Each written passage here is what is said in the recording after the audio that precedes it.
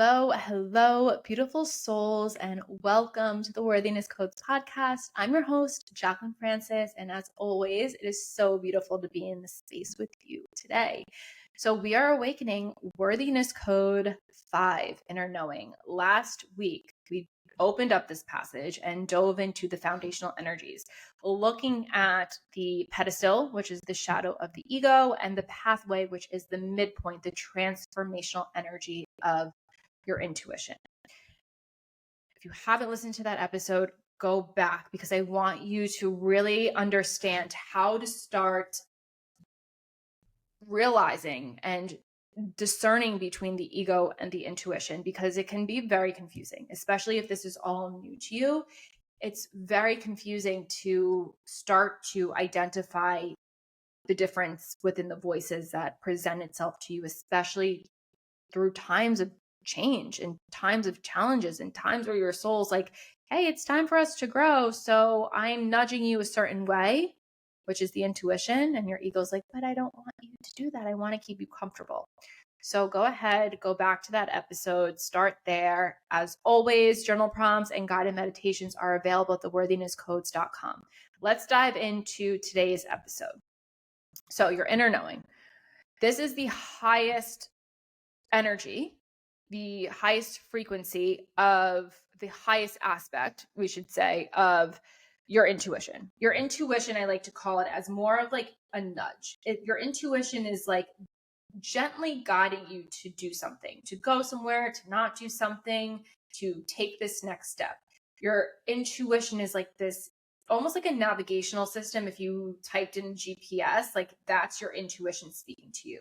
Your inner knowing is the higher octave of that. Your inner knowing just hits. There is no question. It is unwavering. There is no explanation to it. It's just like, I know I'm meant to do this thing.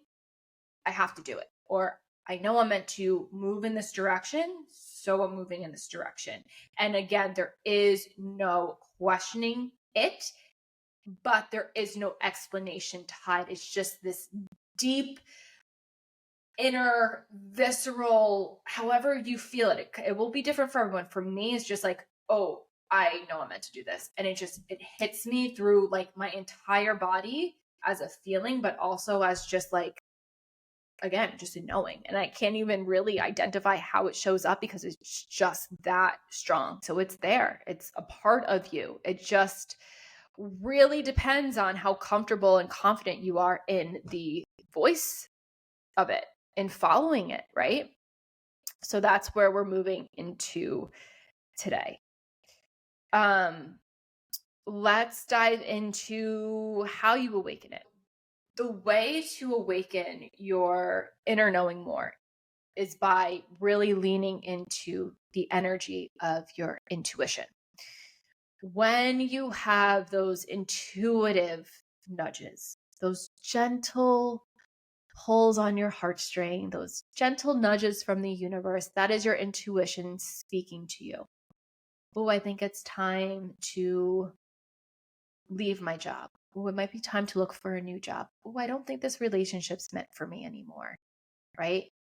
But it's not sudden. It's not like, oh, I have to do it right away. There's no urgency tied to it. Again, the urgency is the ego, and the sudden, just deep feeling is the inner knowing. So the intuition is the in-between. The intuition is the gentleness. Comes in waves, pulls you, pushes you, and it's the voice of your higher self. So the more that you can listen to your intuition and trust that, the more you begin to awaken your inner knowing. The ego, the way to like just identify the three energies, the ego is of the mind. The intuition is your higher self's guidance. And the inner knowing is the embodiment of your higher self. This is your soul's knowing. Again, when you embody, we talked about your higher self. We awakened the higher self in Worthiness Code 4. When you can embody your higher self and you begin to embody all of these higher aspects that we're awakening, and you start living from the version of your higher self, naturally, your higher self moves through life based on intuition, based on inner knowing. So this is the embodiment. When you begin embodying all of these higher energies, all of these worthiness codes, when you step into your awakened, right, fullest expression of your truth, of yourself, of your essence, your inner knowing is going to awaken along with that. And that's really what's going to feel right. Only listening to that in life, that's going to become your truest source of how to navigate life. It's going to feel really uncomfortable if you listen to your ego. Whereas before an awakening, before you start stepping into these higher aspects, it's comfortable to listen to your ego because that's what you know. But when you shift out of that, when you shift out of all of these shadows and these foundations that's rooted in wounding, it's the opposite. It's like, oh, I can't listen. I don't want to listen to my ego anymore. Like that's keeping me small. That is such limited energy. So I only know how to move from my inner knowing, from my intuition. And that's beautiful, right? I know in last week's episode, I believe I gave the example of a threshold. And ultimately, when there is change on the horizon, especially if it is life changing and it's going to shift the course of your life, this is usually a threshold, right? A threshold is a moment where you are being brought into something that is changing the trajectory of your life.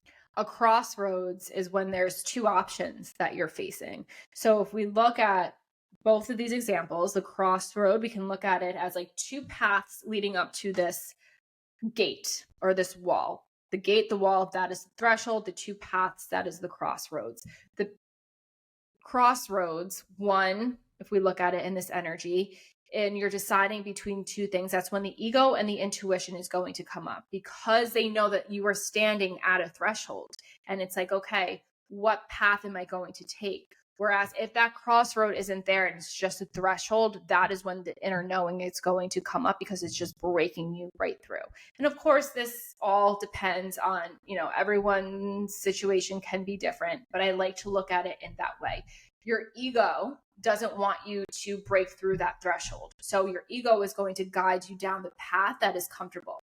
Your intuition is guiding you to break through that threshold. So it's guiding you down that path of change.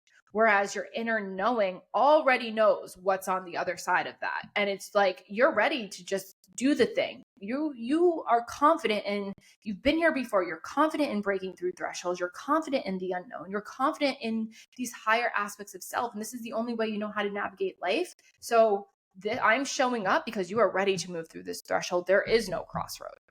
That's how I like to kind of mold these energies together in one example to just clearly show you. So hopefully that's helpful for you. Okay, this is going to take practice.